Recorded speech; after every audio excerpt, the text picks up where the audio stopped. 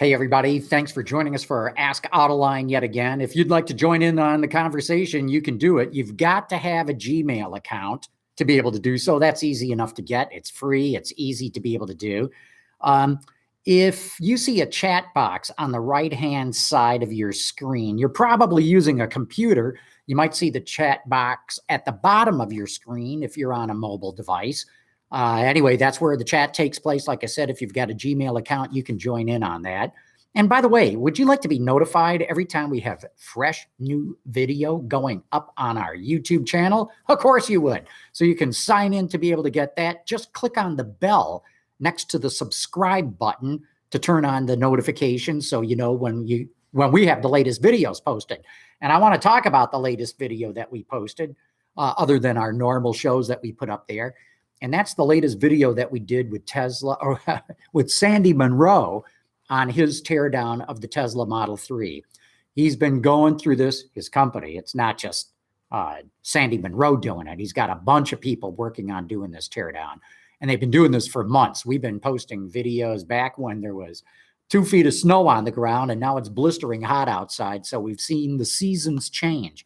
But it's interesting, as Sandy has gone deeper and deeper and deeper into his teardown of the Model 3, he's learned more things. When he first started out, he was not at all impressed by the fit and finish. He was really not all that impressed by the design of the body in white of the vehicle. I'm not talking about the styling. I'm talking about the engineering of it. He thought it was too heavy. But now he says he's really come full circle, and he believes that Tesla's really achieved a couple of real breakthroughs on their vehicle. He claims that Tesla Model 3 going for around $48,000 or above, and that's what they're going for now, really, will earn a profit margin. This is a gross profit margin. That includes all the parts and components and the materials and all the labor and all that goes into making the vehicle. Anyway, he's saying that it can make over a 30% profit margin, more like a 36% profit margin. Not only is that a really good profit margin for a car, even though other luxury brands and pickup trucks make that kind of margin, nobody with electric cars has got the ability to make that kind of profit right now. And what we have to really look at is, what was Tesla able to achieve? In fact, we reported on this in Autoline Daily today. You might even look for that as well. What Tesla has done is taken all the electronics of the car and put them on several motherboards, and they all reside in sort of this electronic center under the back seat. So instead of all the parts and components on the vehicle being bought from suppliers, having their own chips and integrated circuits and all that, Tesla says, no, don't put any electronics into the components.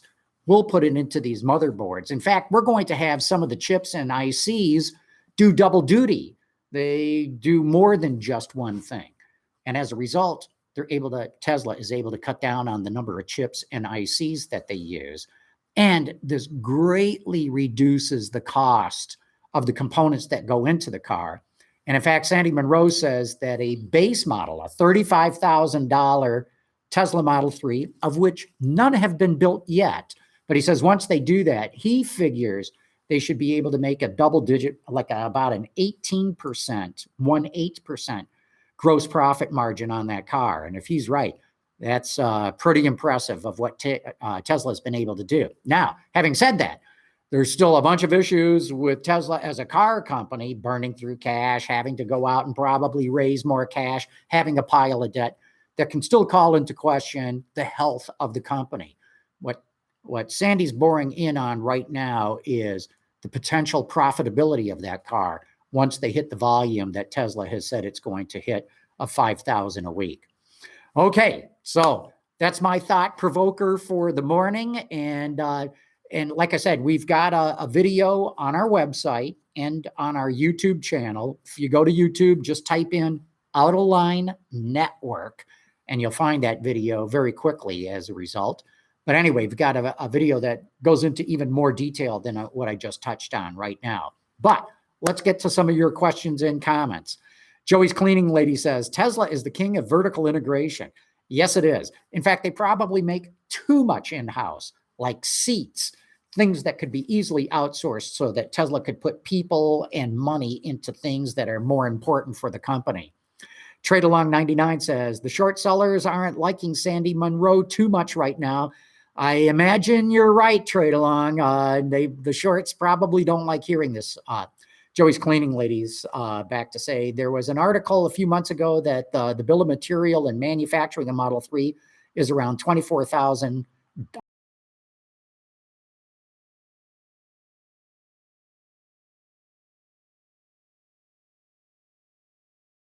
Tesla's been doing that for years, even though the original Roadster has inverter, onboard charger, DC to DC, all integrated in one power electronics module.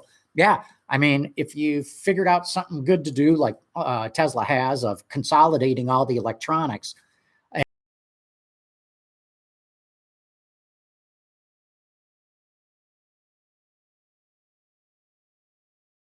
distorted to look like large profit.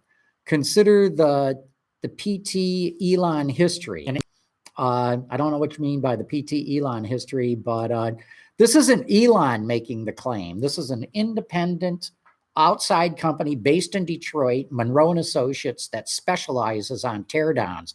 So this is their reverse engineering, nothing what Tesla has said. Darren says, Tesla cars look like kit cars inside. They're very plain. They're very stark. But kit cars, I'm not sure I would go that far along. Trade Along says, whatever you say, Darren, LMAO. Okay.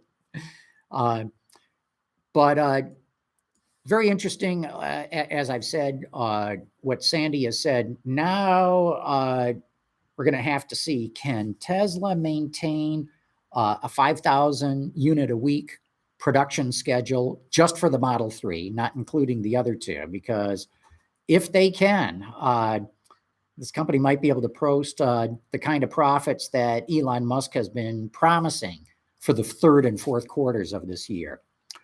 Austin Holzelman says, will the big three beat Tesla to the market with an Eevee pickup truck? That might be a trick question. I don't think that the big three have any plans right yet to do an electric pickup. Now the question is, can Tesla do its electric pickup? I know they've shown renderings of it and they've talked all about it, but let's get real. Where are they going to build it? I mean, clearly the Fremont plant in California is jammed to the rafters with production. This talk of maybe building a plant in China is still years away. So it could take Tesla years, I mean, quite a few years to get to an electric pickup. And who knows, by that point, maybe the big three would have an electric one. I will say this, though. Ford has talked about having a plug-in hybrid electric pickup somewhere in the 2020 timeframe. So it wouldn't be too hard of a jump to go from that to a full battery electric. Joe Wilder wants to know or talks about saying, I remember them saying the A-arms in the front suspension were too heavy and they couldn't figure out why they were wrapped in rubber. Did he figure that out? Yeah, he did, Joe, and he explained it to me and I didn't understand it at all. It has got something to do with damping and going with all-wheel drive, and I didn't quite get the answers, I got the answer. I didn't quite understand it. Now you know about as much as I do about it. Carol says, no 35,000K Model 3 yet. No, that's right. Look, Tesla needs money. It needs money desperately. So it's going to put all of its efforts into building cars that are going to bring in more revenue. And that does not include the base models. At some point, I'm sure they're going to build them. They'll make a big hoopla out of the fact that they're doing it. But you're right. So far, they haven't done it. Joey's Cleaning Lady says, is Sandy's assumption a margin based on general market cost or OEM pricing based on common volumes? What Sandy is able to do is figure out the cost of manufacturing and purchasing all the components that go into the Model 3. He adds that all up together with all the labor that it takes to assemble all that, puts the whole thing together, gets the total cost of building the vehicle. Then he subtracts that from the MSRP, the manufacturer's suggested retail price, and he comes up with the profit margin from that. Let's see. Earl Kepler says, love your show. Best car show on YouTube. Thanks, dude. Really enjoy that. Carol says, no excuse for delay. Yeah, I hear you. I'm thinking you're talking about the base model, but the reality is they're going to concentrate on higher priced models for right now. NC says, since vertical integration tends to be more costly, do you think the competition will find suppliers that outsources more cost effectively? Vertical integration can actually be quite profitable. If you look at companies like Toyota and Volkswagen, they make way more components in-house than, say, a General Motors or a Ford does. And they're wildly profitable. Here's the advantage. If you make stuff in-house, you don't have to put a profit margin on it. I mean, let's say you make an electric motor. You just hand it off to the assembly guys. Maybe if the electric motor operations has its own P&L, profit and loss reporting, maybe there is a little bit of a markup, but there's not the kind of markup that a supplier is going to charge you. Here's the downside of vertical integration. You have to invest in all the facilities and all the components that you're going to make. Do you really want to throw all that money into that? Or do you want to put it into electric cars? Do you want to put it into autonomous technology? Do you want to put it into mobility services where you can make even more profit? That's the whole make-buy dilemma. Do you want to make it in-house or do you want to buy it from somebody outside? And automakers go through that churn all the time, and they make decisions based on certain models and certain regions of the world and what's going on with currency. It's in a constant state of flux. Generally speaking, most automakers are not as vertically integrated as they used to be, but there still is room for vertical integration. Nocium says the 35K Model 3 is supposed to have margins of 22 to 27%, depending on options. That's too low a margin for now, especially when most people who reserve the 35,000K model won't get many, if any, options. I don't know where you come up with that 20 to 27% margin for the base car. That's higher than what Sandy Munro has been talking about, at least to me. Bob Smith says, with Sandy assuming a volume of 500,000 a year or something more reasonable like 250,000 a year, I don't know offhand. My guess would be the 250,000, since what Elon is talking about is building 5,000 a week. And if you do that, with some more overtime, it comes out to about 250,000. Todd, a Star Wars story. Great handle, man. What kind of car are you driving at Autoline this week? Let's see. We've got a Corvette Grand Sport. We've got Kia Niro, and let's see, what did we have? Hyundai. We just got an Elantra dropped off. A bunch of cars is all I can tell you right now. Carol wants to know, people are waiting to see Tesla fail at the end of the year. I'm not bullish on Tesla. I don't think they're going to fail at the end of this year. Maybe next year, but I'm not so negative on them that they fail this year. Joey's Cleaning Lady says, at NC, suppliers have minimum volumes. Actually, it's cheaper in many cases, depending on what you're doing. Yeah, and he's getting back to vertical integration. Do you buy or do you make in-house? Vincent, Omnia, Veritas. I love the Latin handle. Did Mr. Sandy take into consideration the massive wasted money of Tesla Inc. in producing the cars? Again, he's not looking at how the corporation is running. What he's doing is analyzing all the parts and components in material, analyzing how long it's going to take to make those, figuring out what the labor costs are. Some of the amortization of the plant and equipment is what's going into it. You're right. Tesla's wasted a lot of money elsewhere, but he's not looking at that. It's just boring in on the potential profit, gross profit of the vehicle itself. Vincent Omnia is back. The cost of materials is only secondary. Now, when you start making hundreds of thousands of cars, it adds up.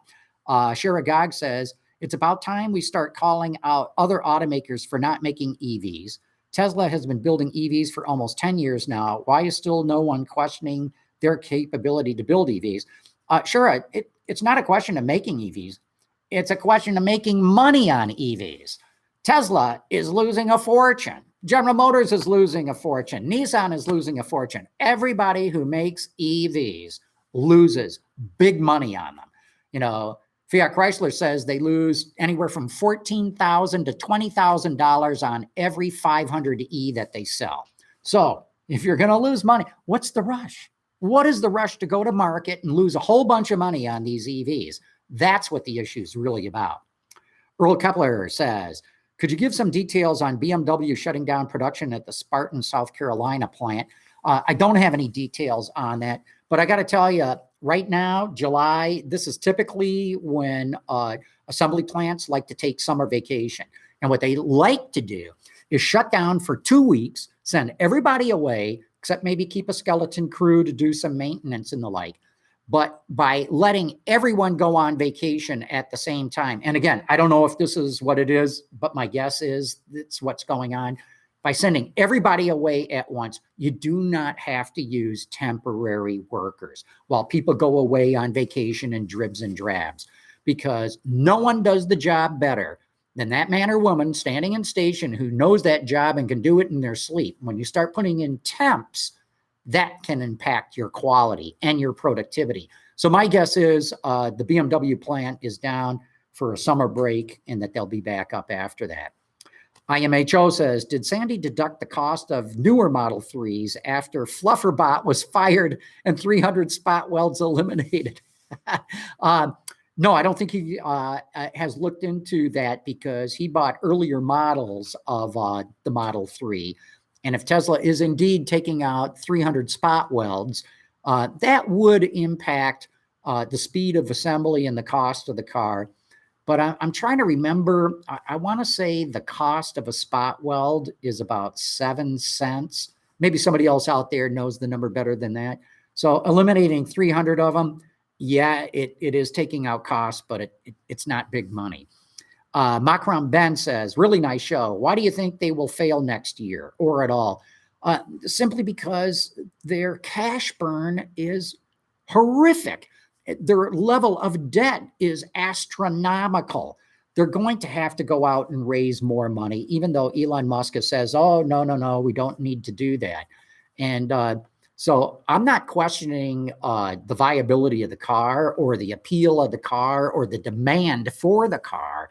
I'm just saying that Tesla, look, if it was not for Elon Musk's ability to pick up the phone and raise more money very easily, Tesla would be out of business already. And that's why, even though Sandy's painted a pretty positive report here on the profitability potential of the Model 3, I'm not convinced that Tesla is out of the woods, at least not yet. Centurion 1973 says, at least some Tesla competitors will IMO have issues, in my humble opinion, have issues with battery supply because they place conservative orders with battery suppliers, and racing production requires new orders. You're right. In about 2 years' time, I don't think we've hit it yet, but in about 2 years' time, we could see a real shortage of batteries for electric cars. So thanks for raising that point. Muhammad Amini says, regarding mirror prices discussion by Mr. Sandy, does it mean the materials have lower quality than Chevy's mirror? No, what Sandy, so let me back up and explain for those who haven't seen the video yet. Sandy shows that the inside rear view mirror on a Tesla Model 3 costs about $29. On a BMW i3, it's about $93. And on a Chevrolet Bolt Eevee, it's about $164. But one of the reasons the Chevy Bolt is so expensive is they've got that video option where you can switch back and forth between a reflective glass or have it as a video screen being fed from a camera in the rear of the car. It also has auto dimming features and other stuff like that. And so, no, it's not that Tesla is using cheaper materials. It's that Tesla has zero electronics in its mirror. It puts all those electronics on a motherboard under the back seat of the car and has some of those electronics do double duty to run other components in the vehicle. That's how they got the cost down. Carol says, EVs are only 2% of the market. Oh, no, they're way less than that. They're about 0.7% of the US market. If you take all green cars, including hybrids and plug-in hybrids, as well as battery electrics and fuel cell vehicles, they're about 3.3% of the total market. Todd, a Star Wars story, says, what do you think of the Grand Sport? Oof, awesome car. I always thought if I were to buy a C7, it would be a better idea to go for the GS than a Z06. It's cheaper, and it almost seems almost as nice. And that would be exactly what I would say. Look, if you're someone who is a serious autocrosser, if you're someone who has the capability of serious track time, the Z06 is the ultimate. But the Grand Sport, you're right, for the money, even though the one I've been test driving is almost $100,000, it's substantially cheaper than a Z06. Only complaint of the Corvette, it smells like plastic on the inside. They got to get rid of that smell somehow. Okay, Joey's is back. What's the margin on the Bolt? It's negative. They lose money on every Bolt that they're selling. And at Muhammad Amini, he says Bolt uses some fancy camera screen mirror. That's why it's so expensive, which I just talked about. Tesla integrated all that into their 15-inch screen along with the integrated circuit. NC says, just pointing out that outsourcing allows non-core functions to those that can make them at scale and more efficiently and to leverage IP of the suppliers. Great point, NC. I couldn't put it better myself. I know the people at Lear would love to build seats for Tesla. They build seats for every single car company in the world. They launch more new seat programs than any other supplier in the world. They know more about seats than Tesla will ever know about seats.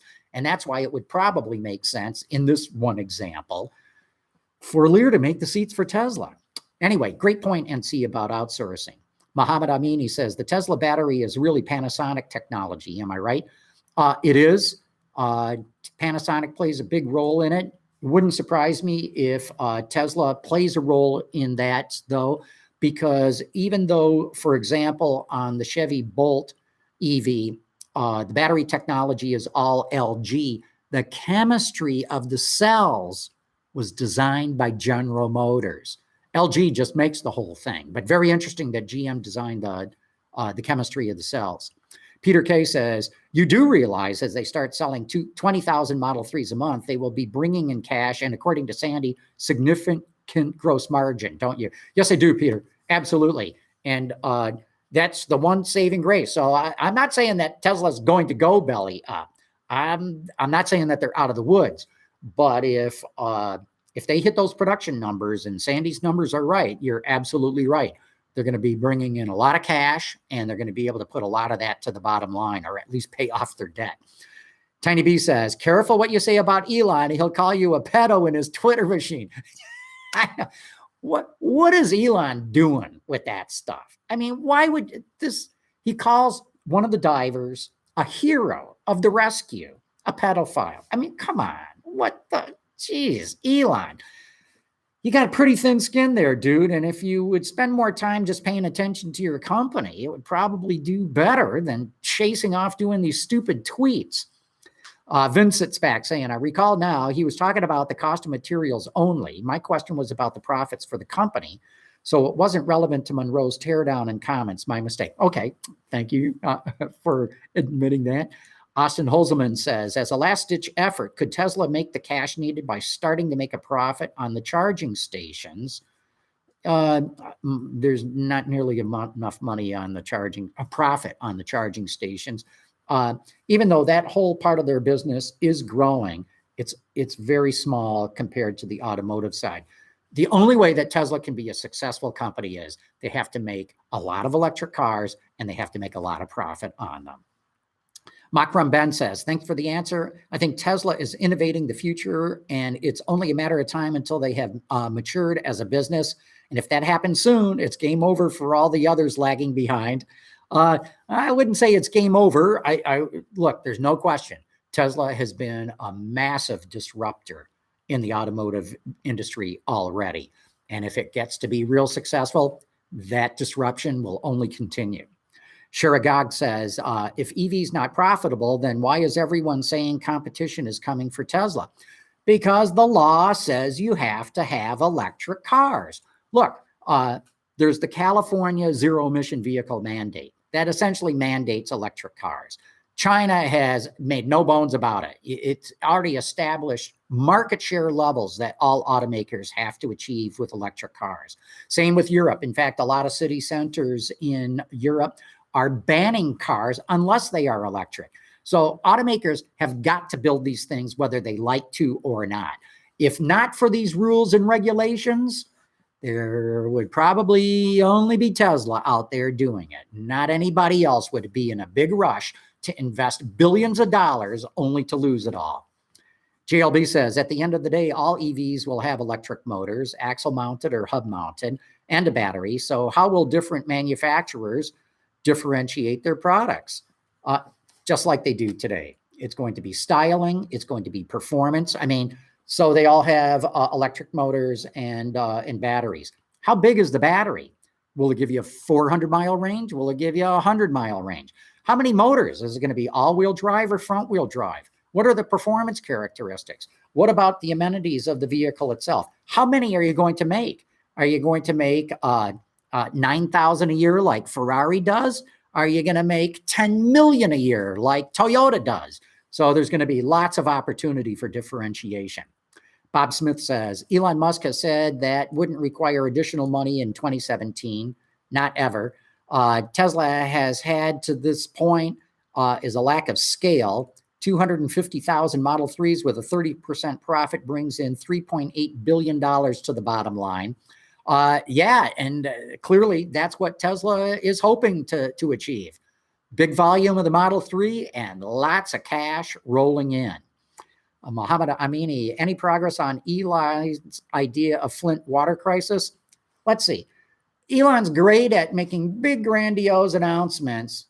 Will he follow through? So far, I've seen nothing about what he's doing. You know, he said he's going to go help everybody. And hey, if he does, terrific. Although all the studies show that the water in Flint is clean right now, even though the people who live in Flint are very distrustful of those studies. But Elon made this grant, he's going to save the kids in the cave in Thailand. He's going to, purify all the water in Flint. Let's see what he follows through on.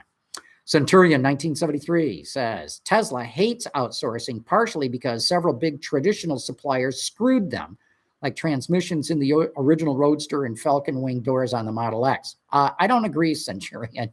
The Falcon Wing doors were a design defect. And the transmission problems in the original Roadster, I wonder if that was the supplier problem. A lot of times automakers buy things from suppliers and then they apply them in a way that can cause a defect. I'll give you a good example. General Motors back in the 1980s designed the front engine compartment of its cars with the batteries close to the exhaust manifold. The batteries in the summertime would overheat, they'd boil, they'd fail, and it was Delphi that made the batteries. And General Motors kept saying, hey, you've got defective batteries. And they said, look, we shipped the exact same battery to Honda and they don't have any problems. And when they looked into it, it was where the battery was placed. So I wonder, was the transmission placed in a way that could cause it to fail? As far as Tesla hate outsourcing, that's not exactly true. 3 years ago, I had an interview with Elon Musk. And one of the things he was saying is we're too vertically integrated. We need to buy more from suppliers. So I think Tesla would very much like to not invest as much into components to make itself and rather put that money to doing other things, i.e. buying stuff from suppliers. And C says, since AVs will play much larger role, the debate of who will sell a BEV effectively seems academic. No, because all the studies show that the way to really make money with shared autonomous cars is to make them electric. So it's not an either or, kind of thing when it comes to autonomous vehicles. Most of them probably are going to turn out to be electric, at least the shared ones. Joey's is back. EVs will become profitable once the price per kilowatt hour on batteries comes down to around 100 kilowatt hours. Yeah, that's still kind of expensive. That still leaves a big battery pack more expensive than an internal combustion engine. But you're right. Once it comes down to that price, wow, electric vehicles are going to be far more competitive. But as you know, there's two different things we got to talk about when it comes to the cost of batteries: the cell cost and the pack cost. So if you say the cells are 100 kilowatt hours, that's not as impressive as saying the pack cost is $100 per kilowatt hour. So when the pack cost comes down to 100 kilowatt hours, now we're talking. Now we've got EVs that can be cost competitive. James Earl Moen says, what do you think is ultimately who do you think is going to own Tesla, Toyota or the Volkswagen Group? Well, as I've said before, James Earl, no one's going to buy Tesla right now. The stock price has got it at a 50 or $60 billion market capitalization. I think no one's interested in buying Tesla at that point. You can start your own company for a lot less money than buying Tesla at that price. But if there's some sort of massive stock correction, or if Tesla goes bankrupt and the stock collapses, you're going to see a whole lot more than Toyota or the Volkswagen Group swooping in. I think I've talked about this before. We had Dan Ammon, the president of General Motors, in here for our television program, and I asked him directly, would you buy Tesla? And he said, why not? So even GM would be interested in buying them. Let's see. Austin Holzman says, have you driven that damn Acadi's engine yet? No, we haven't, Austin. I don't think that's going to happen this year, but I'm dying to drive it. James Bradley says, will charging stations be universal? If so, couldn't Tesla charge for charging using their charging stations? Well, Tesla's made it very obvious. They don't want anybody but Teslas charging at their station. They have designed the plugs so it deliberately does not fit other cars. Everybody else is trying to standardize. For the basic 110 outlet, it is standardized right now. And for the 220 outlet. When you get to level 3, there are some differences. CHAdeMO is the way that the Japanese have gone. There's an SAE standard for the different way. But once the full infrastructure for charging electric vehicles gets built out, I wonder if Tesla will then be at a disadvantage because it's got to invest in its own separate charging system. Now, they do have an adapter that allows Tesla owners to go use the rest of the system that everybody else can use. But still, they're putting a lot of money into building their own charging system. Muhammad Amini, why does Elon consider Wall Street short sellers as his big enemies? Because they're betting on the price of his stock going down. And there is an industry of coming out with all kinds of every bit of negative news possible and putting a big spotlight on that, hoping to drive down the price of Tesla stock. Because if you have shorted the stock, you can get a pretty good profit, make a pretty good profit, even though the stock is going down. And here's how it works. No, I'm not even going to go into that right now. We'll stick to the discussion at hand. George Jin says, is the 30% profit on the base model 30,000 K or across the entire product line?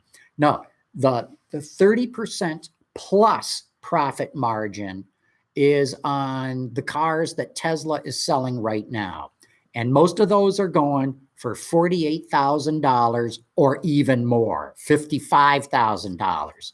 And what Sandy Munro is saying is on those models, Tesla is making more than a 30% profit margin. What he has told me is on the base model, on the $35,000 one, they're making a double digit, about an 18% profit margin when they start making those. Sharagog says, ICE cars will get banned and traditional automakers will not survive because they will need to burn the cash Tesla is burning right now to turn their fleet electric. Well, hold on a minute. Let's get real here. Electric cars are not zero emission vehicles. And in countries like China, where the vast majority, like 60 to 70% of their electricity is made by burning coal. All the studies show that electric cars will cause an increase in CO2 emissions, not a decrease. So let's get real. Yes, electric cars can be extremely clean in operation. But if you're making that electricity with coal, you're not making a whole lot of progress over an ICE. Centurion 1973 says, Falcon Wing doors were originally supposed to be made by supplier. They completely screwed the design, and after that, Tesla had to redesign them, which caused one of the Model X delays. Look, Tesla works hand in glove with its suppliers when they're designing things. Tesla had to approve the design of those Model X doors. They didn't just show up at the factory and they started putting them on cars. Tesla had to go through a supplier validation process. They had to approve the design. They had to accept delivery. They should have tested them as well. So to blame the supplier for all this, I think is something that a lot of car companies do. Something goes wrong, blame the supplier. NC says, Elon's famous for blaming suppliers for its poor quality control. Sasha Ferda says, to Shuragog, I don't agree. Tesla's burned a lot of cash learning how to manufacture cars. The competitors already know how to do that. That's right. Nocium says, at George Gin, no, 30% plus is on the long range, and just as I described. Shuragog says, no, they're also building infrastructure. Yes, they are, the charging stations. Benoit Rousseau says, what's the cost of car production process, which comes on top of material cost? Well, I'd say this. I can't break it down easily, but components, parts, and materials are the number one cost that goes into a car. Then you have assembly labor, the people who actually put all that together. In final assembly, it's not very significant. On a Tesla Model S or X, labor cost, final assembly labor cost is probably only 5 or 6% of the car. And then you've got investment in the plant and the equipment and all that gets amortized. So you're asking a pretty detailed question there, or a question that requires a very detailed answer. I don't have all those details at my fingertips. All I can do is give you some general rules of thumb. Richard Piper says, great show and insight into the global automotive industry. I watch daily from the UK. All right. Cannot get too excited about the Tesla Model 3. Not convinced with minimalist dash and lack of hatch. Dubious as to quality. And I'd agree with that, Roger. As my mother always taught me, this is why they make vanilla and chocolate ice cream. Different people have different tastes. Some people love the Model 3. Others are just like you, just not that sold on it. Centurion 1973 says, what do you think about Tesla expectation or ambition to reach battery cost of $100 per kilowatt hour in late 2018 and for the pack to get that around 2020? I think it's doable. I'll take them at their word that they're able to do that. And Sandy, for example, very impressed by the Tesla Model 3 battery pack and the batteries inside it, the 2170s. He was very impressed. So look, if Tesla can deliver, please, Tesla, stop over-promising and under-delivering. Flip that around.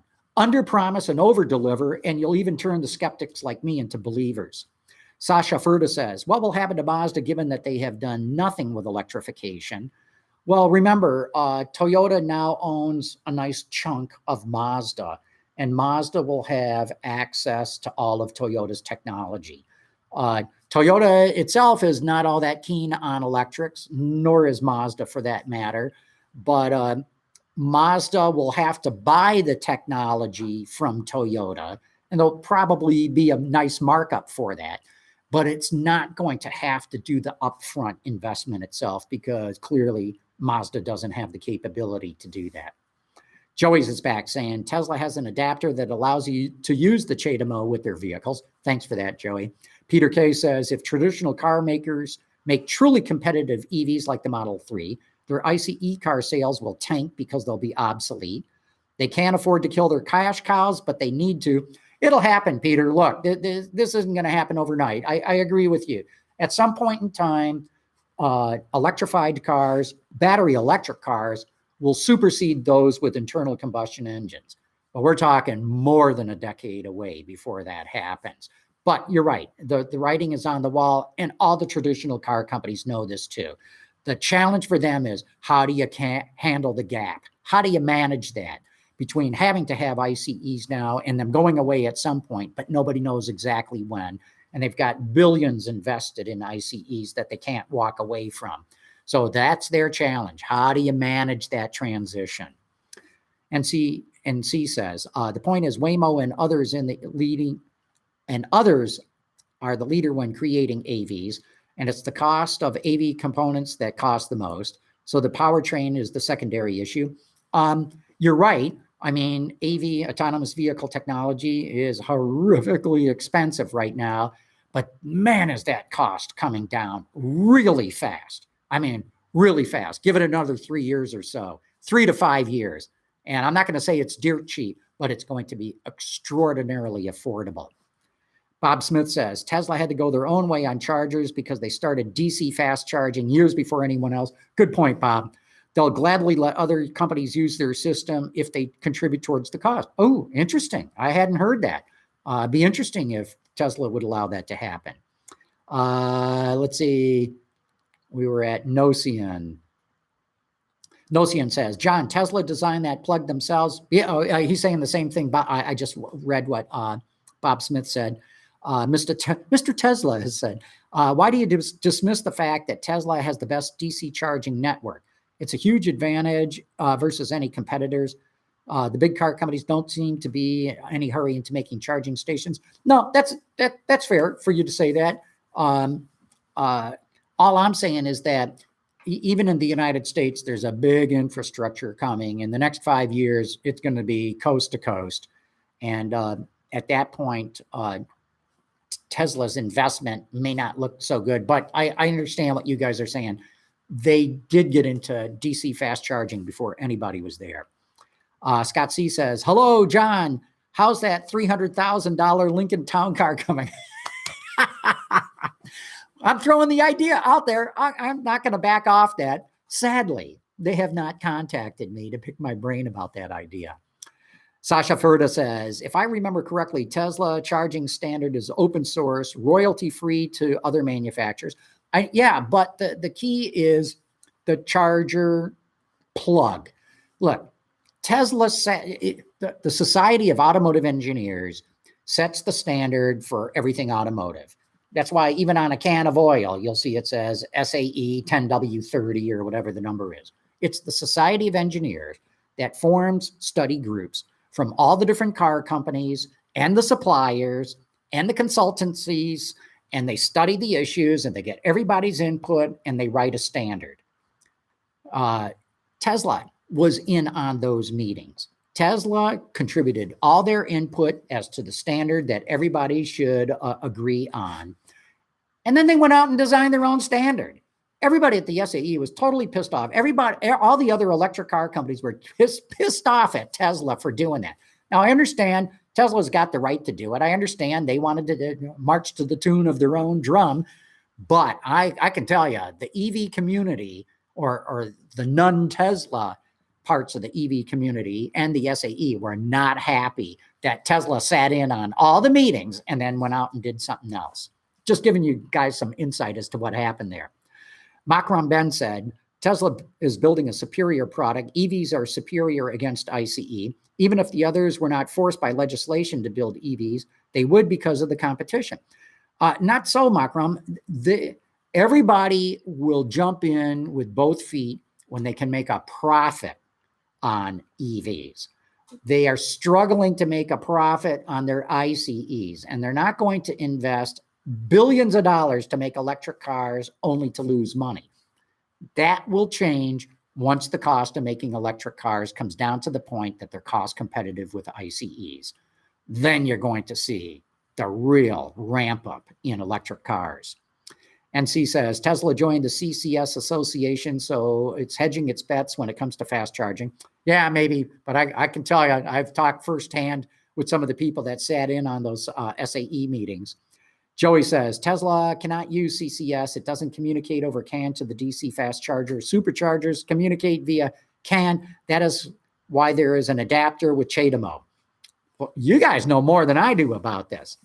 Remog says, will the base Model 3 be available by the time the federal tax credits end? Good question. Because as you guys know, Tesla's hit the 200,000 limit. So after December 31st, the credit for Tesla buyers drops in half for 6 months up through June of 2019.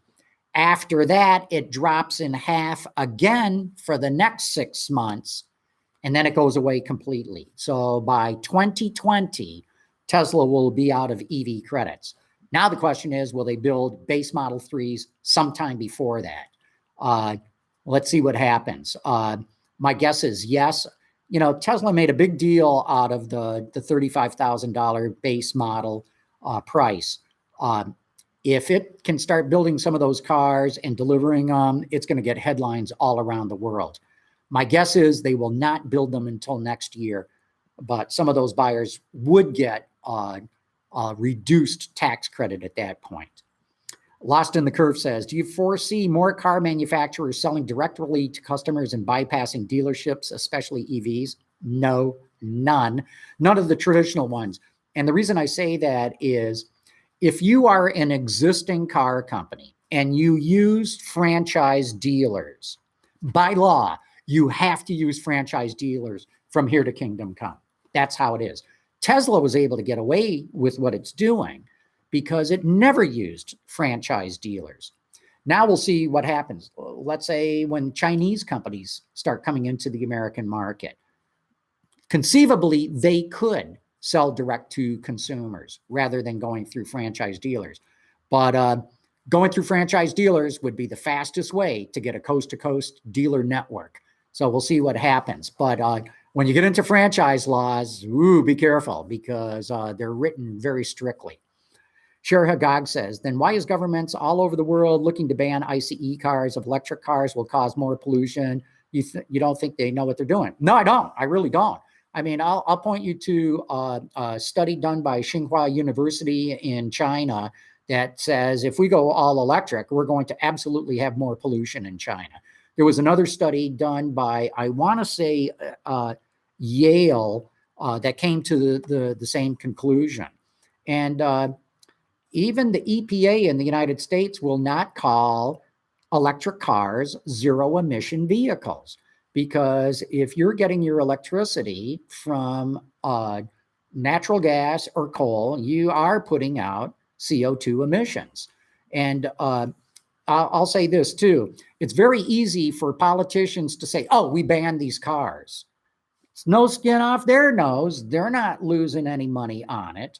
And they can push for electric cars all they want. But the reason you have not seen many electric cars to this point is that no car company is in a rush to go out and lose a bunch of money on them. And just look at Tesla's numbers. They're losing a fortune, and they have lost a fortune for over a decade. They have never had a profitable year in their history, and they would be out of business right now if not for Elon Musk's ability to raise money. A very unique ability. Okay, we're going to have to wrap up here in a little bit. Sheragog says, Tesla is the only company that underpromises. Look at the range, Nissan Leaf and Bolt claiming, and their real range is way off.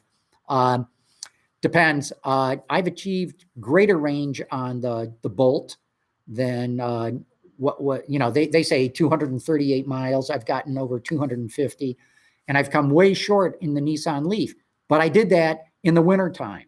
And when you get into cold weather, you lose range dramatically.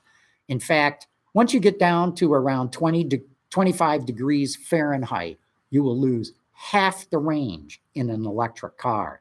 So electric, and there's another reason why there's no big rush for car companies to run out and make electrics. If you live in wintry conditions like I do, you know, where it's, you know, down around 30 degrees or under for months at a time, you lose a significant amount of range in your electric car. Scaria says, hello from India. Hello, India. Do you think the direct sales of Tesla is a better model than the dealership model of others, especially with the new age technologies like battery EVs? The jury's still out on that. Tesla spends a lot of money developing its own stores. Tesla has no capability to take in a used car as a trade-in. Let's say you want to trade in your Lexus and get a Model S. They tell you, no, take it down to CarMax and see what they'll give you for the car. Same with repair facilities. Tesla doesn't have a whole lot of them. And they're not at the place where you took delivery of your car in many cases, or certainly where you went and shopped for the car. So there's the dilemma. Do you as a manufacturer want to go out and build stores in every community like there are dealerships right now, or do you just want to tap into the existing dealer franchises? I'd say the jury is still out. There are a lot of people, even within the auto industry, that would love to get rid of the dealer franchise system. But whether you go throughout North America, South America, Europe, or Asia, just about every country uses the dealer franchise system. Okay, Alexander Karabitsa says, what's the average profit margin for passenger cars, crossovers, and pickup trucks? Just tuning in, so sorry if this has been asked already. No, it hasn't. I'll go by NADA, the National Auto Dealers Association data that says when it comes to passenger cars, on average, a dealer lost $400 on every passenger car that they sold last year. Now, that's not including Mercedes S-Classes or BMW 7 Series, but I'm talking about on average. Nobody makes money on cars these days, or paper-thin margins. I would guess, and I don't know this offhand, for a crossover, and again, it would depend on the price of the crossover, but my guess is the profit margin on those are somewhere in the $1,500 to $2,000 area. And when it comes to pickup trucks, the profit margins, again, it depends on the truck, can be anywhere from $8,000 to about $14,000. That's just rule of thumb to give you an idea of it. Anthony Brown says, great show. What's the backstory on why the Nissan battery deal did not go through? I'm not familiar with what you're talking about, the Nissan battery deal not going through. I need more detail on that. RWD Please One says, J1772 and Chademo are terrible. He's talking about the two different standards for level 3 chargers. That's one of the reasons Tesla did their own. There are a dozen standards, and the minor differences between China and Europe are even more infuriating. Thanks for that input. I love getting this great input from you guys. Namika Sirika, I hope I said that right, says, there's studies that show BEV to be greener than ICE cars after 6 years in Poland, which has the worst energy grid in Europe. Well, I'd like to see that. I haven't seen any study on that, and I know Poland uses a lot of coal, so I'd have to see it. Fatboy 19831 says, when the public charge network is huge, Tesla will offer a faster, cheaper charger network. Tesla can always sell the whole network. That's true. They could always sell it, but you're probably right. They'll probably try to have the best one out there. Travis Ware says, I'm ready to see Mazda Skyactiv X engine in real world application. Boy, we all are, because that's a semi HCCI engine, could be extremely efficient. And that gets back to the whole argument is, are ICEs dead, or is there still room to make them far more efficient than they are today, especially when you couple them with low carbon fuels? James Earl Moan says, our grid could not support all cars being electrified. You're probably right on that. Alphonse de Simon says, what will the entry price for an electric car the size of a Chevy Ruse be in 5 years? It's going to depend on the country and the emission or the safety standards it has to meet. Because right now, today, you can buy very inexpensive electric cars in China, like $8,000. None of those cars can meet our safety standards. So they're a whole lot cheaper because they don't have to meet those standards. So I don't know what the price will be, but it'll be competitive with an internal combustion engine. Makram Ben says, what do you think about the future cooperation between Tesla and SpaceX? I bet most of the electronics in Tesla is shared knowledge with SpaceX. And then in the future, Mars will be full of Teslas. Could be, Makram. Could be. My guess is there is not a whole lot of cross-pollination in electronics between spaceships and Tesla cars. Maybe some of the talent that does it, but not in the components themselves. Remog says, what's the status for other automaker EV tax credits? Who has the most and least? The only one who's even close to Tesla is General Motors. You know, the cutoff point is 200,000. Once you sell 200,000 electric cars, then it starts to tail off. I think the last numbers I saw, General Motors had sold 188,000, thereabouts, somewhere between 180 and 190. So GM is getting close. It'll hit the cutoff date this year.